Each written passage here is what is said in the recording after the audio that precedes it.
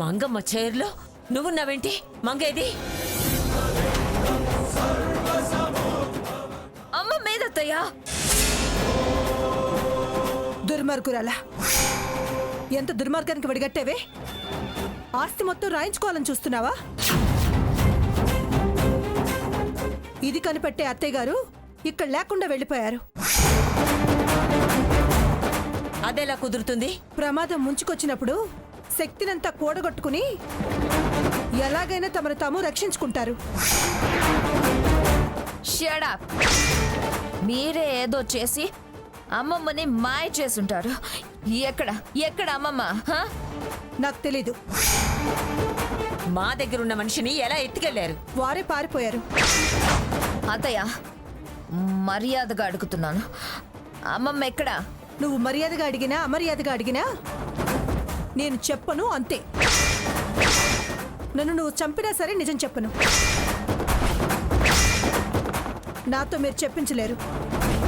Vasanthi, phone ఇటివ్వు.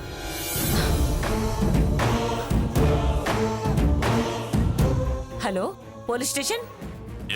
చెప్పండి. నేను భాగీరథిని, మాజీ ఎంపీని మాట్లాడుతున్నాను. ఇప్పుడే నిమిషం క్రితం మా మంగమ్మని ఇంట్లో మనుషులు కొంతమంది పథకం ప్రకారం ఎత్తుకెళ్లి కిడ్నాప్ చేశారు. మీరు అర్జెంటుగా ఇక్కడున్నట్టుగా రావాలి. అలాగే మేడం. తను ఎంత గొప్ప మనిషో మీకు తెలుసు. అర్జెంటుగా రండి. చూడు లక్ష్మి, పోలీసులు రాకముందే నిజం చెప్పు, లేకపోతే చాలా ఇబ్బంది పడతావు. ఒక్కసారి పోలీస్ దెబ్బ మీద పడితే అటు మచ్చ ఇటు నొప్పి, జీవితకాలం పోవు. నేను చావనైనా చస్తాను గాని నిజం చెప్పను. రాణి, పోలీసులు రాణి, వాళ్ళే నిజం కక్కిస్తారు. ఎందుకమ్మా? ఎందుకు స్టేషను, కేసు, కోర్టు, ఇంట్రాగేషను? మీలాంటి వాళ్ళు తట్టుకోలేరు. చెప్పేయండి, మంగమ్మ గారిని ఎవరు ఎత్తుకెళ్లారు, ఎక్కడికి ఎత్తుకెళ్లారో చెప్పండి. నేను చెప్పను. అలా చెప్పే రకం కాదు. మీ పద్ధతిలో విచారించండి ఎస్ఐ గారు. పదండమ్మా, పదండి.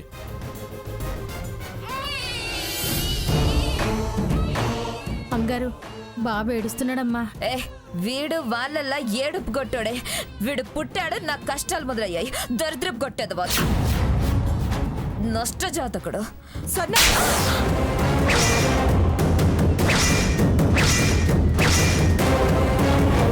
వాణ్ణేమన్నా అన్నావంటే ప్రాణం తీస్తాను. అయితే ఎత్తుకెళ్ళ. పాపిష్టి సంత నా ప్రాణానికి పడింది. పదనన్నా. పదండమ్మా. నాకు పరాభవాలు తప్ప ఏం మిగిలేటట్లేవు. ఇంత దాకా వచ్చి ఇలా రివర్స్ అయిందేంటి? గ్రహచారం. అయినా ఎవరు తీసుకెళ్ళుంటారు? అమ్మా, అలాంటి వాళ్ళది నిజమైన ప్రేమ కాదు, అది వ్యామోహం. ఎగ్జాక్ట్లీ చిన్నత్త, నిజంగా ప్రేమించుకున్న వాళ్ళు అలా చేయరు. ఎంత మనసు విరిగిపోతే కన్న కూతుర్ని పట్టుకొని మా దృష్టిలో చచ్చిపోయా ఉంటుందా తల్లి? అది సరే అమ్మా, తన కూతురుతో తన మాట అనేటప్పుడు ఆమె మాటల్లో వ్యథ, కళ్ళల్లో బాధ గమనించావమ్మా? పెద్దబాబుకు బర్త్డే విషెస్ చెప్పు కూడా వెళ్ళాం కదా. ఊరికే ఎలా కాలిపోతుంది? మంట పెడితేనో పడితేనో తగలబడుతుంది.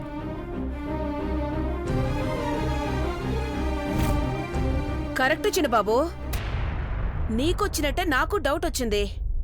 పార్వతే షర్టును తగలబెట్టిందనుకుంటా.